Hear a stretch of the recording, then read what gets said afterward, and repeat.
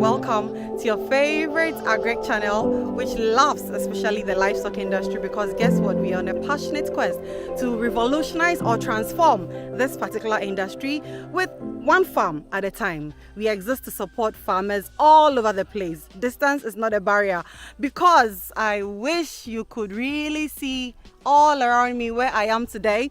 And before I tell you that, the last time I told somebody I am in the middle of nowhere, and the person said, "No, Nadia, there is GPS location." Yes. I am at Nsuta Atonsu today in the Ashanti region with my boss, because we are here to check out a beginner farmer whose progress in this livestock industry has been phenomenal. So I want to carry you along on this experience as I go deeper into where the farm is. The good news is this farmer also actually has the other side of his farm into hay production, guys, and you should see the sementia grass. It's amazing the way it's growing beautifully. But to the gentleman who said I shouldn't be saying I'm in the middle of nowhere, if you happen to be on these drives till you get to your destination, see, don't fault me for saying it feels like I'm in the middle of nowhere, because all around is greenery, vegetation, some mountains, and truly we are far from town. So that is actually a joke, so please bear with me. But I am at Nsuta Atonsu in the Ashanti region today, and if you are watching this, please be rest assured that if you are really interested in going into this profitable, fulfilling livestock agribusiness, listen, you found the right channel. We are your go-to guys. So please do me a favor and subscribe to this channel. We are also on all other social media platforms, and let's do this journey together.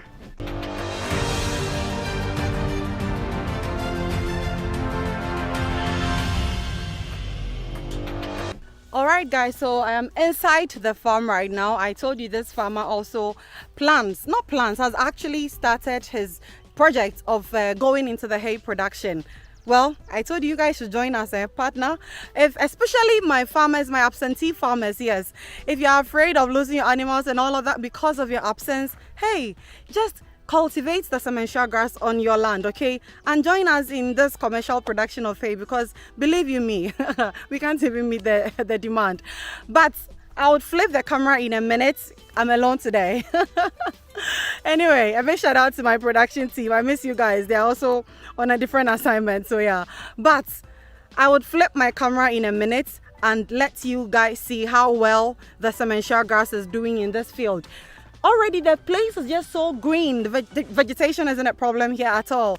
But I love the way the sementia grass is growing, and it's just beautiful. So right now there are no particular demarcations, but hey, he has built his pen, and I will show you guys in a minute how the structure over there is. And I'm told right now he has over 70 livestock here. He's rearing some Balami sheep, and he has some goats as well. And yes, he, the farmer, the owner, isn't here because he's based elsewhere, but he has how many? I can count almost 5 staff who live here, because like I said, it's in the middle of nowhere. So yeah, you need some security and some people around. So bear with me as I take you on this journey, because I'm going to flip it around, and then if you have any questions, yeah, put it in the comment section. Let's engage. So let me flip it.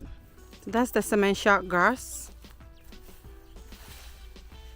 In fact, when I got to the entrance of this location or this farm, my first thought was, hey, it looks like a pineapple patch.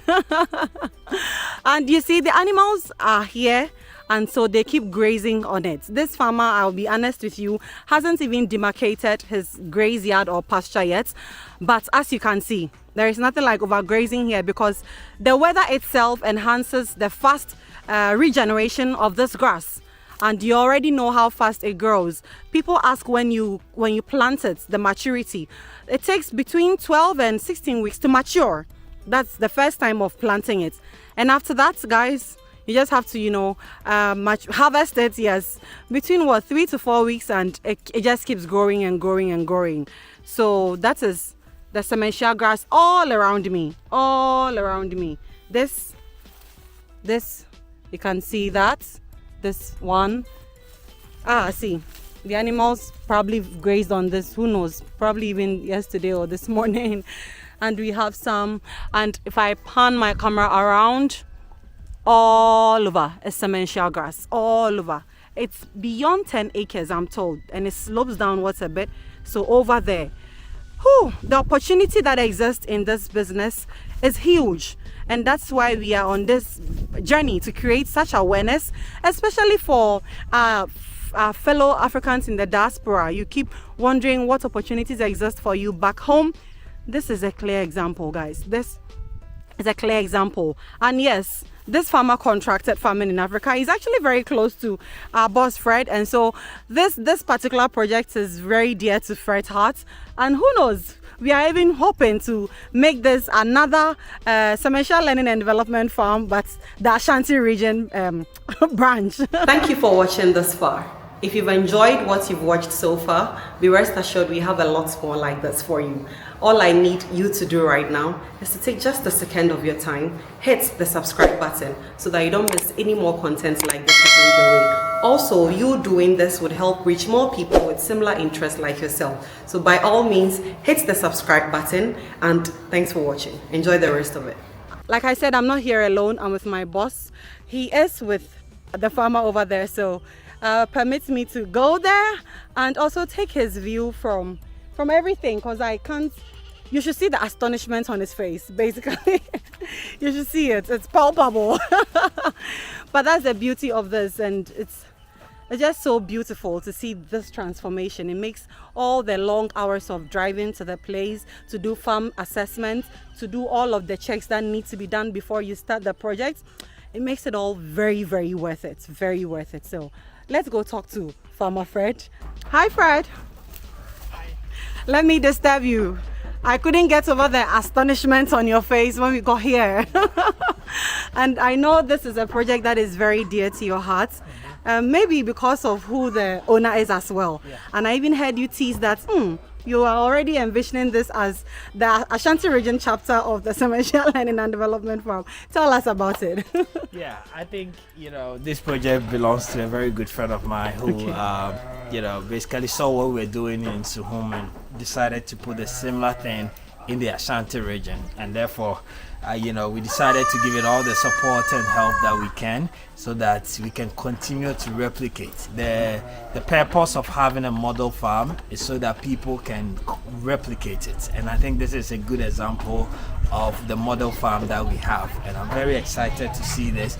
And when we have to come to Ashanti Region for training, when we have to come to Ashanti Region for anything, this place could be utilized for it as well. So at the back of my head, that's why I'm traveling all the way here.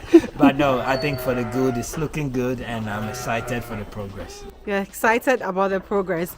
Talk to me about the land, because the very first visit to this land, I remember there were discussions about the commercial production of hay as well, because obviously he has land. Yeah. And how far with that, seeing how much the place is filled with Sementia grass?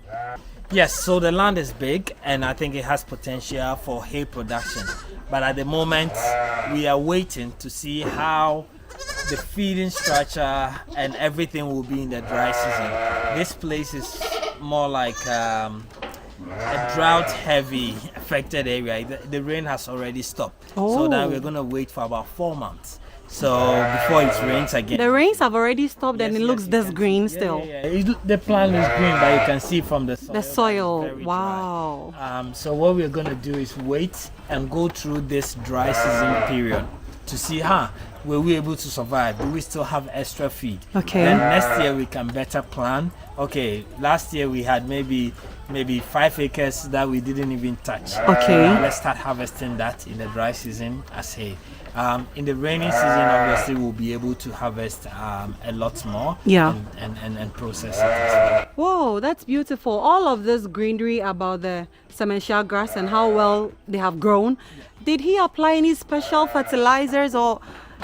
No, we've never used any fertilizer. It was something we were actually talking about, that this year we want to run a bit of an experiment and see if we add fertilizer, what difference would it make? Because I think years and years, I started planting this like 5 years ago, and I've never used fertilizer, and it showed me what it can do. Yeah. I now want to know with fertilizer what is the limit.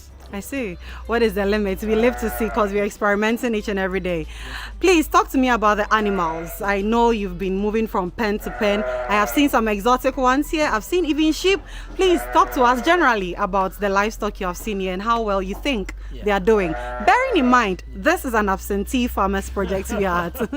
Yes, so he's not here all the time. He's in Accra, but comes once in a while. Yeah. I have a team here that is taking care of them. And in terms of the animals, definitely we have a bunch of the Kalaharis from our farm. Maybe how many? About 5 or so. I saw 6 over there with their babies. Yeah. So great. He bought them from our farm, and within a matter of 3 weeks, they had all given birth. So we kept them for a while. And once the babies were strong, we brought all of them here, which has been very helpful. So those are there. Again, we're looking to see their progress on this side of the country. Then we also have some of the goats from Niger and Mali. Also here, the Sokoto Red and the Sahelian goats. So we have them also here. Then there's a few Balami sheep as well. From Niger, I heard. Niger as well, yeah. So the goal, like I always say, is to crossbreed South African goats with our local goats here, so that we'll be able to improve the genetics. So now what he's also doing is buying more of the local goats. Okay. Now that we have the foreign ones, at some point we need to start crossbreeding them and see what the offspring will look like and how we're gonna go by it. Let me quiz you a bit here because I've heard you say before that if you don't have a trained eye, sometimes you can easily confuse the Sokoto Red, especially if they are, at a stage with the Kalahari Red. You are here at this farm which has both. If you project to the future where we've crossed these 2 different breeds, how do you think they will turn out? And how can you even at this stage tell the difference between the Sokoto Red and the Kalahari Red? Yeah, I think obviously is the size. The Sokoto Red, they have a very good weight, but you can tell just by looking at them. And they are also not a specific breed. They are also mixed, so the bloodline is not pure. Okay. So their color is always different. Whilst a Kalahari Red will always be red or brown, if you want to call it that way. Yeah, the Boa goats will always be white and a brown neck, unless you cross it with something else, right? So even though the Sokoto Red, they have bigger weight than the West African dwarfs. Yeah. Comparing them with the Kalahari Red has a big of a difference. There's a big difference. In terms of output, I think it's going to be the best chance we have in crossbreeding because, as I said, their weight, and now I'm looking at even bringing a male here. I know definitely well he will be able to cross all the Sokoto Red, so I'm not worried at all like I was worried about the West African dwarfs. Beautiful. So before I leave you alone, because I know you have other things you are doing here at the farm, look into my camera and say something to all of the livestock farmers. In fact, those who are contemplating and those who are already in it, some encouraging words to them, especially those wondering if distance is a barrier as well. I think for those of you that want to go into it, the opportunity exists. If you don't believe me, just go into your community and go to the abattoir and ask them how many goats they kill every single day. That will give you the answer. And ask them where are they buying them from. And then that's your solution right there, right? So go in there, the market exists, and then, take advantage of it. For those of you that are already in, it's never too late to perfect your skills, to increase your knowledge. Contact us, do more research, get your nutrition right, get your breed right, get your medications right, and a few managements day in, day out, and I'm sure you'll see the success that you're looking for. Great. I'm sure you see the success you're looking for. Thank you so much, Farmer Fred. Thank you. All right, guys. So we just heard from Farmer Fred, and I really want to believe that if you are one of those still contemplating, should I or should I not? By now, listen, even for absentee farmers, it is working. It is working.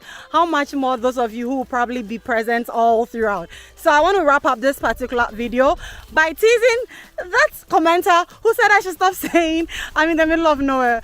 But dude, if you are with me right here, surrounded by this vast vegetation, you would agree with me when I say that today I am coming to you from the middle of nowhere. But hey, I am actually in the Ashanti region today, reporting live from Nsuta Atonsu, a very beautiful green area. Yes. All because there is this farmer who bought into this great idea of entering into the livestock agribusiness, contacted us, and everything is moving on so beautifully. The progress here has been amazing, and I want to believe that you also saw everything for yourself. So who knows where next I'll be bringing you some context from.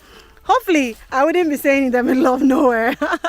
But we love you so much, and keeping on. We are with you together in this livestock agribusiness. We shall see you in another video. Bye bye. Thank you so much.